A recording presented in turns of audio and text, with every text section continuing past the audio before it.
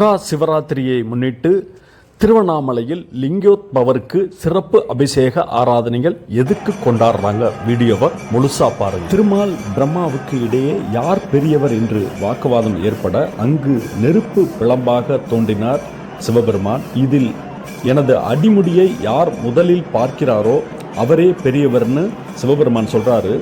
திருமால் வராக பன்றி அவதாரம் எடுத்து நிலத்தை குடைந்து ஈசனின் அடியை காண போறாரு.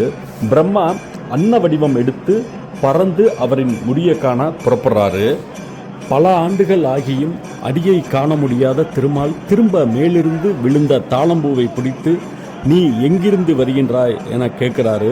சிவன் தலையில் சூடி பெற்றிருந்த நான் தவறி விழுந்து பல ஆண்டுகளாக கீழே வந்து கொண்டிருக்கிறேன் அப்படின்னு தாளம்பு சொல்லுது. அப்போது நீ சிவனின் முடியை நான் பார்த்து விட்டேன் என சாட்சி சொல்லணும் அப்படின்னு பிரம்மன் கேட்கிறாரு. சிவனின் முடியை நான் பார்த்து விட்டேன், இதனால் நான் வெற்றி பெற்றுட்டேன் அப்படின்னு சொல்லிட்டு திருமாலை பார்த்து எள்ளி நகையாடுறாரு. இதனால் ருத்திரனாக மாறிய சிவன் பொய்யிருத்த தாளம்பூ இனி என் பூஜைக்கு பயன்படுத்தக்கூடாது, அதோடு பத்ம கற்பத்தில் பிரம்மன் திருமாலின் உந்தி கமலத்தில் தோன்றுவாய் என உரைக்கிறாரு. இனி உலகத்தில் உனக்கென தனி ஆலயம் அமையாது அப்படின்னு சிவபெருமான் சொல்றாரு.